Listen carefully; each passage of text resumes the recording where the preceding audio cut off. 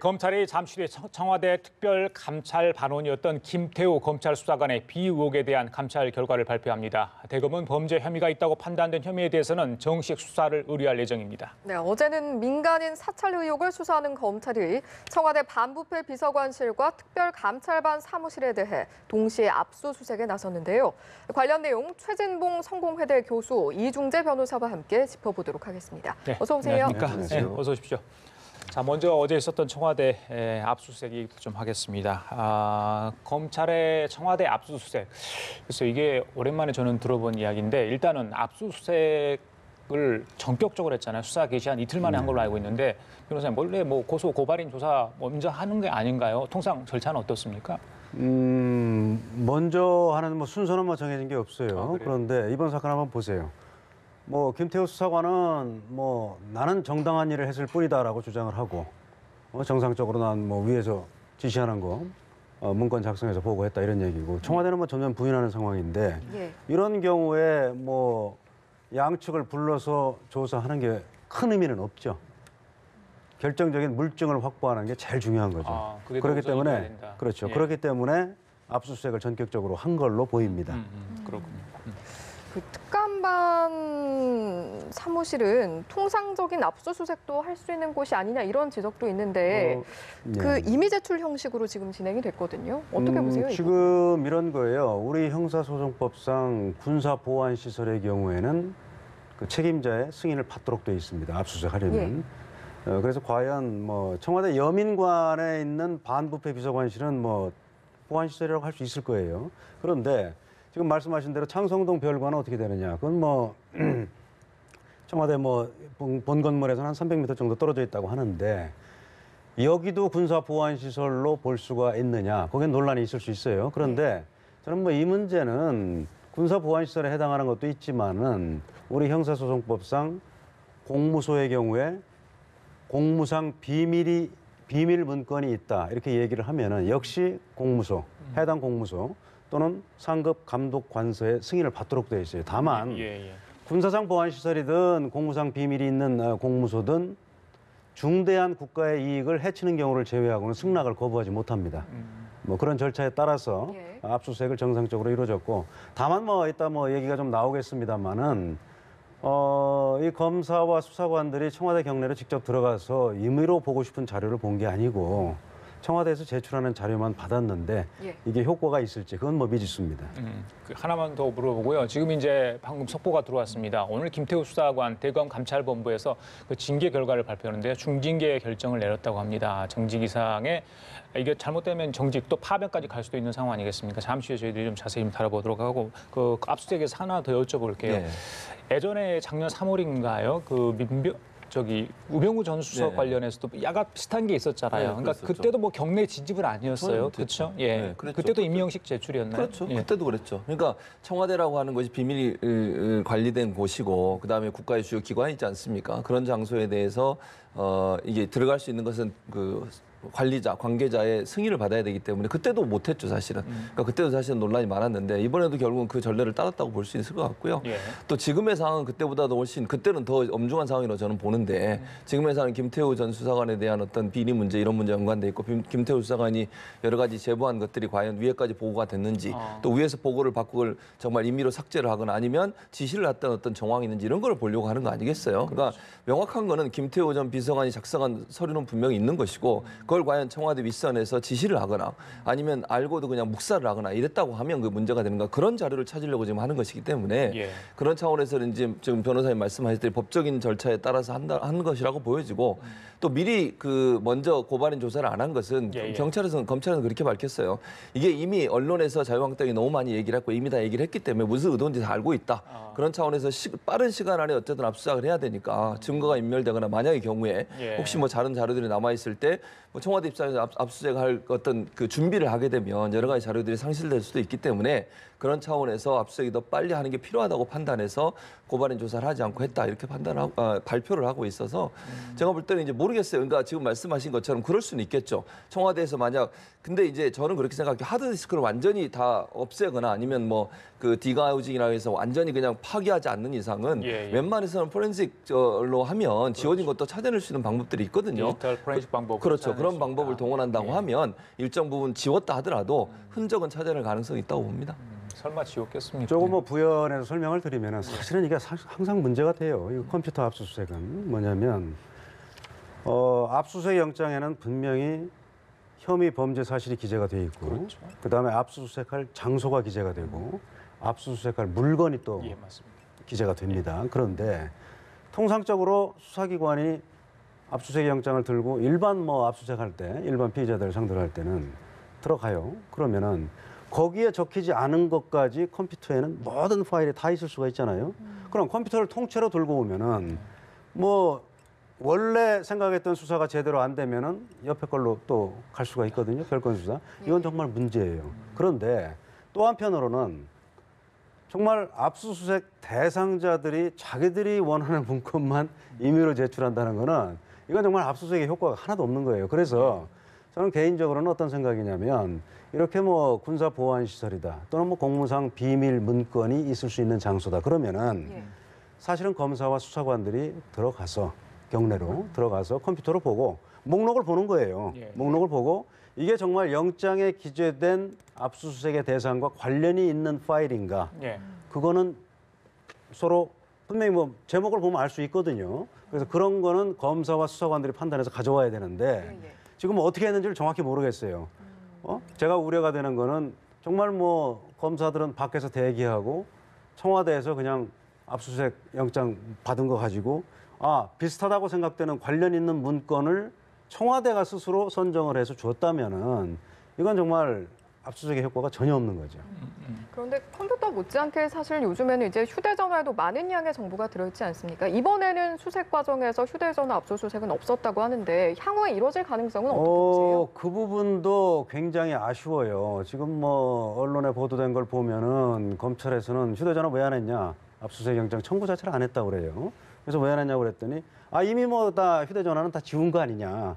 해봐야 소용없다. 뭐 이렇게 해서 안 했다고 하는데 그건 좀 저는 상식적으로 납득이 안 돼요.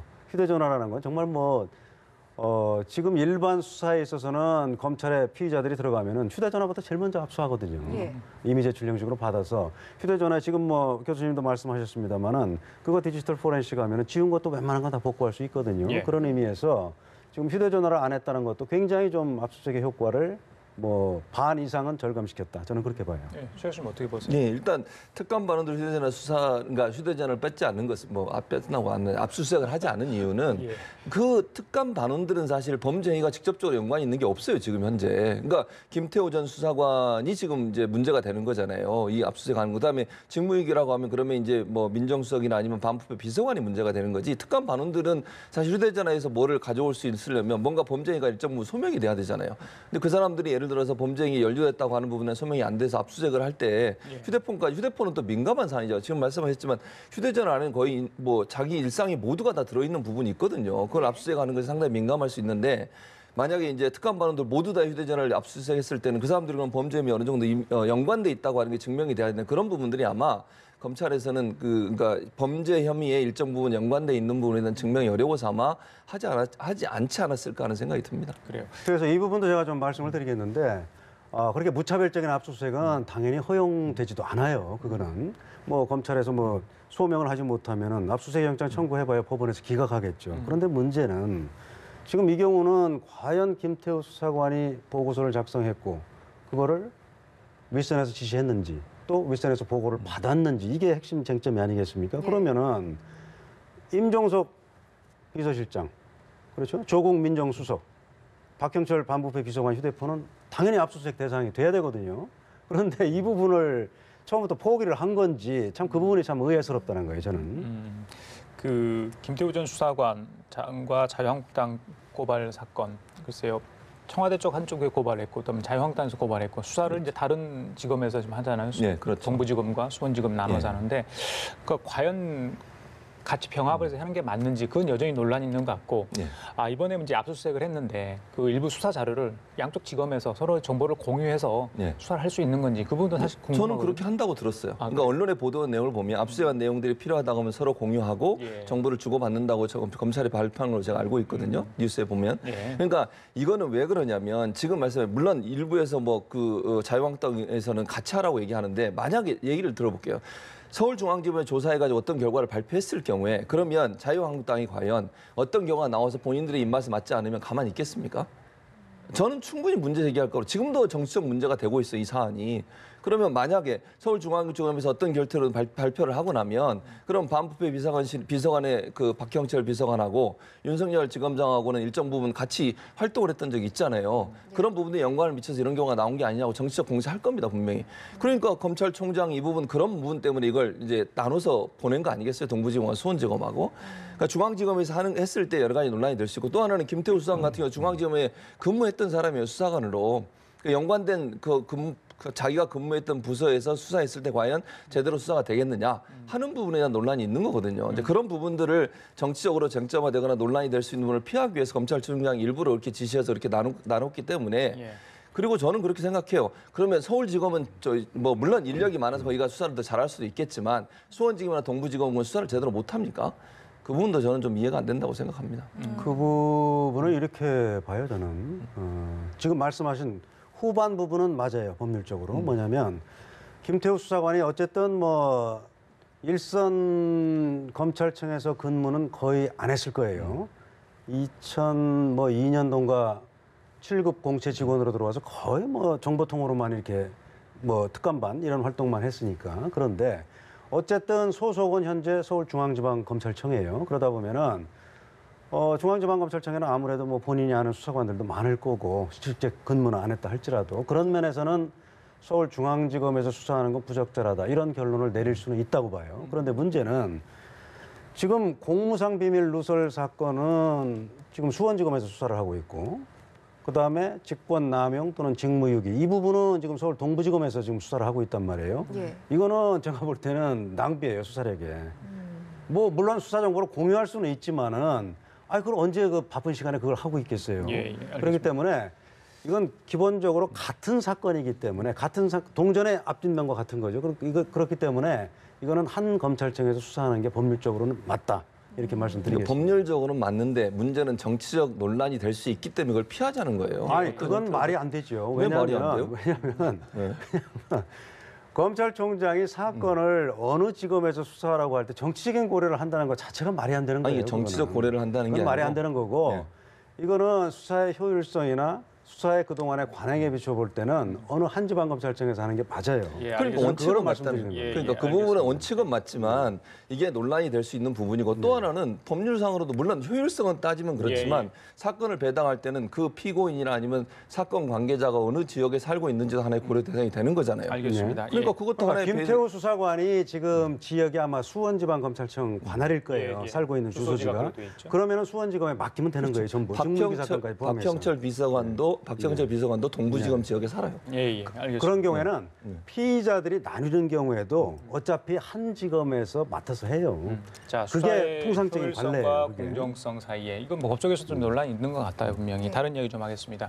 김태우 수사관 아까 저기 징계 이야기 네. 나왔는데 중징계 결정을 내렸어요. 자, 근데 이제 수사 의뢰는 하지 않는다고 그래요. 어떻게 봐야 됩니까, 우리 최 교수님? 근데 아니 저는 이게 수사 의뢰를 왜 안 하는지 잘 모르겠는데 네. 뭐 중징계 결정을 내리고 나서 뭐 불법적인 행위가 있다면 저는 수사 의뢰를 해야 한다고 생각을 하거든요. 만약에 문제가 있다고 하면 그러니까 그 김태우 수사관이 징계만 하고서 예를 들면 뭐 파면을 하든 면직을 하든 그저 어떻게 할지 모르겠습니다만 예, 예. 그런 경우로 나와서 만약에 불법적 행위가 있다고 하면 이것도 수사해서 처벌을 해야 한다고 저는 보는데 예. 왜 이제 이런 결정을 내는지 잘 모르겠어요. 몇 가지만 제가 속보 예. 좀 전해드릴게요. 건설업자의 특감반 파견 인사청탁했고요. 과기부 사무관 직위 신설 유도해서 본인이 가기 위해서 뭐 그랬나 보죠. 예, 그 그런 부분이 논란이 있죠. 파기됐고요. 예, 예. 예. 뭐 이런 내용들. 근데 검찰은 방금 말씀드린 것처럼 수사 의뢰는 하지 않기로 뭐 예. 이렇게 이제 정리가 된 것 같습니다. 예. 예.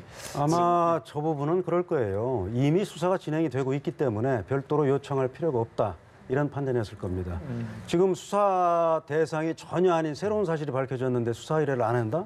저는 그건 있을 수 없다고 봐요. 아마 그래서 이미 하고 있기 때문에 안 한 걸로 보이고 예. 지금 시청자분들을 위해서 조금 바로잡을게. 징계 결정을 한 게 아니에요, 지금. 예, 그렇죠. 징계 요청을 한 맞습니다. 겁니다. 그래서 예. 징계위는 따로 열려야 됩니다. 예. 그러면 어떤 징계가 되나요? 중징계라면 뭐예요? 중징계는 지금 이제 뭐 흔히 얘기하는 우리 정직, 강등, 해임, 파면 이게 이제 중징계고 그다음에 이제 경징계라고 하면 견책이나 감봉 이런 건데 예. 지금 뭐 중대한 청와대에서 작성한 문건을 외부에 유출한 것 하나만으로도 공무상 비밀 누설 아주 중대한 범죄거든요. 그렇기 때문에 중징계를 요청한 걸로 보입니다. 그럼 이제 중징계 요청까지 진행이 된 건데 이후의 절차는 어떻게 진행이 되나요? 이후에는 이제 징계위원회가 열리고 예. 징계위원회가 구성되면은 이제 본인이 나가서 소명할 수 있는 기회를 줘요. 미리 이제 사전에 충분한 통지도 하고 그러면은 저도 검찰에 있을 때 뭐 징계를 해봤습니다만은 본인들이 나와서 소명을 적극적으로 하는 경우도 있고 그렇지 않고 포기하는 경우도 있어요. 그런데 모르겠습니다. 김태우 수사관 뭐 어떻게 할지 모르겠습니다만은 본인이 워낙 해명할 게 많다고 하면은 출석해서 예. 아마 소명을 할 거다 이렇게 뭐 예상을 합니다. 예, 알겠습니다. 그리고 저희들이 아까 전에요, 오늘 이군현 자유한국당 의원 관련해서 이 정치자금법 위반 관련해서 대법원 상고심이 있었습니다. 아까 전에 집행유예에서 유죄가 확정됐다는 자막 속보를 저희들이 내보냈는데 확인이 아직 덜 된 것 같습니다. 그래서 약간의 오류가 있었던 점 시청자분들에게 사과를 드리고요. 저희들이 확인되는 대로 다시 한번 보도를 좀 해드리도록 하겠습니다. 다른 이야기 좀 하겠습니다. 어제 특검이 댓글 조작 관련해서 기소된 드루킹 김동원 씨에게 총 7년을 구형을 했습니다. 이건 구형량입니다. 예, 심 공판이 있었던 거죠. 예, 맞습니다. 혐의에 따른 구형량 어떻게 좀 적당하다고 보십니까? 저는 적당하다고 보는데요. 왜냐하면 드루킹 같은 경우 이제 불법 정치자금 뇌물 수수 혐의가 지금 포함이 돼 있고요. 그리고 이제 사실은 댓글 조작이라고 하는 게 민의를 왜곡하는 거 아니겠습니까? 이게 국민들의 여론을 조작해서 선거에 개입하려는 의도를 갖고 있으니까 그건 정말 민주주의의 근간을 흔드는 일이죠. 그러니까 본인은 그냥 이런 소위 기술적인 방법을 이용해서 댓글이 달리지도 않은데 단 것처럼 얘기하거나 좋아요를 누리게 만들거나 이런 행위를 했다고 하는 것은 국민들의 어떤 민의 하나하나가 투표를 통해서 반영이 되는 건데 그 투표에 반영되는 내용들을 왜곡할 수 있는 충분한 여지가 있는 부분이다. 예. 여론을 조작해서 결국 선거 교양에 영향을 미쳤다고 하니까 이건 민주주의 근간인 선거 제도에 대한 어떤 잘못된 행위를 했다고 볼 수 있는 거거든요. 그런 예. 차원에서 본다고 하면 7년을 구형하는 건 저는 적절하다고 개인적으로 생각을 하고요. 예. 이런 부분에 대한 철퇴가 내려지지 않으면 또 이런 비슷한 사례들이 계속 일어날 수 있잖아요. 지금 우리 요즘 같은 경우에 이제 여론이 중요하게 인터넷 기반으로 해서 여론이 형성되는 구조로 가고 있기 때문에 그런 부분들이 우리 어떤 뭐 선거나 아니면 민주주의에 큰 해악을 끼치는 경우 이런 일들이 자주 일어날 가능성이 있어요. 그런 부분에서 이런 드루킹에 대한 이런 처벌들은 반드시 필요하고 그것이 하나의 선례가 돼서 다시는 이런 일이 일어나지 않도록 하는 그런 계기가 됐으면 좋겠다는 생각이 듭니다. 예, 드루킹에 대한 구형량 저희가 살펴봤는데 지금 김경수 경남지사도 결심 공판이 내일로 예정이 돼 있다고 해요. 내일에 김 지사는 또 어느 정도의 구형을 좀 예상을 하십니까?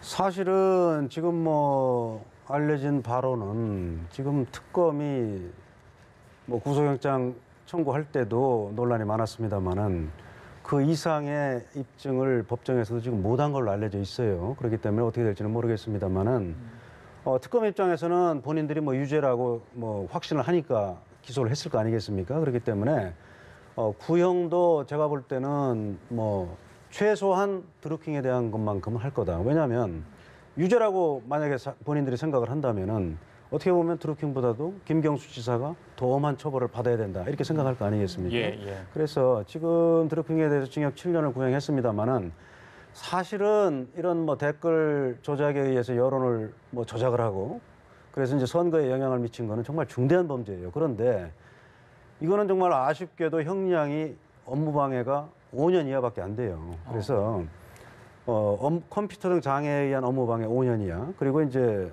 뭐 고 노회찬 의원에게 준 뇌물 5천만 원 부분 예. 그리고 이제 김경수 전 의원의 보좌관에게 준 뭐 500만 원인가 뭐 또 뇌물 제공한 거 있지 않습니까? 예. 뇌물 증여도 뇌물을 받는 사람은 형량이 굉장히 높은데 뇌물을 주는 사람은 5년 이하밖에 안 돼요. 그래서 이렇게 여러 개의 범죄가 있을 때는 가장 중한 죄에 정한 형량의 2분의 1까지 가중할 수 있어요. 그럼 5년에 2분의 1 가중하면 7년 6개월밖에 안 되거든요. 그래서 7년을 구형한 것 같은데 사실 현행 법정형 중에서는 가장 중한형을 구형을 한 건데 예. 그럼에도 불구하고 사안의 중대성에 비추어 볼 때는 좀 낮은 형량이죠. 그래서 어쨌든 뭐 제가 볼 때는 김경수 지사에게도 특검 입장에서는 한 7년 정도는 구형을 할 거다 이렇게 생각을 합니다. 그래요. 이제 일단 구형이고요. 1심 선고. 계속해서 재판이 좀 진행이 될 것 같습니다. 킹크랩 시연 보고 과연 받는지 안 받다는 쪽에서는 이렇게 이야기를 하고 있기 때문이죠. 마지막 한 가지 좀 다뤄볼 이슈가 하나 있습니다. 이 강릉 펜션 사고 지난번에 10명의 사상자가 나지 않았습니까? 그렇습니다. 어제 이제 그 가스 중독 사고하는 경찰이 한국가스안전공사 그쪽 지역 공사를 지사를 예. 영동지사를 압수수색을 했습니다. 예. 뭐 보일러 업체, LP가스 예, 공급업체도 압수수색했다고 예, 하는데 이제 문제는 과연 그 문제가 됐던 보일러 예, 예. 가스 유출의 원인, 그러니까 예. 이음새가 잘못됐던 부분들 그렇죠. 어떻게 시공이 됐고 누가 저게 잘못 정말 그 이음새를 이렇게 격이 되게 만들었는지 부분들에 대한 수사가 좀 이루어져야 될 것 같은데 찾아낼 수 있을까요? 어떻게 지금 보십니까? 현재는 좀 어려운 것 같아요. 현재 상황은 그런데 물론 이제 여러 가지 더 수사를 해봐야겠죠. 그런데 사실은 이제 시공업자도 본인이 그렇게 안 했다고 주장을 하고 있고, 근데 실제적으로 보면 그게 분리될 수 있는 이유가 없거든요. 일부러 빼놓았다고 보면 그럼 누군가 그건 빼놨을 가능성이 있는 건데 예. 그걸 제어하고 나면 사실은 시공업자가 시공하는 과정에 있어서 불법적인 이제 그 기술 그 자격증이 없는 사람이 시공을 했잖아요. 그런 과정에서 제대로 된 어떤 물품을 쓰지 않고 통이 크기가 맞지 않는 통들을 갖다 붙여놨을 가능성이 있어요. 그러니까 시공하러 와서 좀 싼 가격에 산 통을 가져와서 배기통을 가져와서 그게 사실은 제대로 된 걸로 하면 제대로 딱 맞아서 실리콘까지 다 해야 되는 거거든요. 그래야 절대로 뭐 옆으로 일산화탄소 빠지지 않도록 만들어야 되는데 그렇게 하지 않고 뭐 무자격자가 하다 보니까 결국은 예, 예. 맞지 않는 걸 가져와서 억지로 끼우려다가 결국 못 끼우고 갔다. 이렇게 좀 추정이 가능한데 문제는 그런 게 또 문제가 되는 게 뭐냐면 그 전에도 또 몇 분이 거기 와서 주무셨어요. 근데 그때는 또 사고가 없었어요. 이러다 보니까 이 문제가 과연 어떻게 일어난 거냐 하는 부분, CCTV도 제대로 지금 설치가 안 돼 있는 상태고 이러다 보니까 저 부분을 밝히는 게 상당히 어려워요. 지난번에 지문 감식도 했는데 지문이 제대로 안 나와가지고 그것도 지금 원인 파악이 어렵다고 지금 발표가 된 상황이어서 좀 안타까운 상황인데 저걸 원인을 왜 저게 빠져 있는지 하는 부분을 찾아내기가 상당히 지금 어려운 상황이고 미궁에 빠져 있는 상황인데 뭐 경찰이나 검찰이 좀 더 노력을 해야 되겠다는 생각은 듭니다. 근데 가스공사에서 압수수색 해가지고 특별히 저 부분에 대해서 찾아낼 건 없거든요. 예.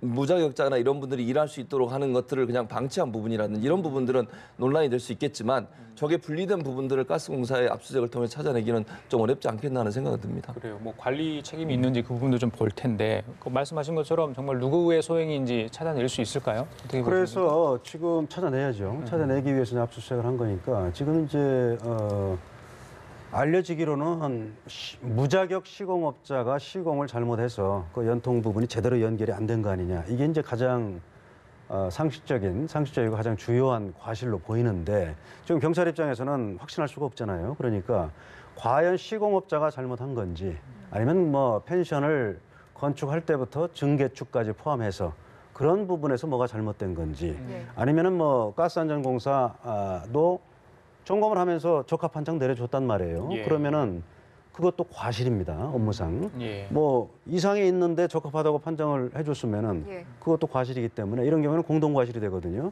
그래서 경찰에서는 이런 과실이 있을 수 있는 대상자들이 근무하는 장소를 전부 압수수색을 한 거죠. 알겠습니다. 자, 지금까지 최진봉 성공회대 교수, 이중재 변호사 두 분과 함께 여러 가지 이슈 좀 다뤄봤습니다. 오늘 말씀 잘 들었습니다. 감사합니다. 예.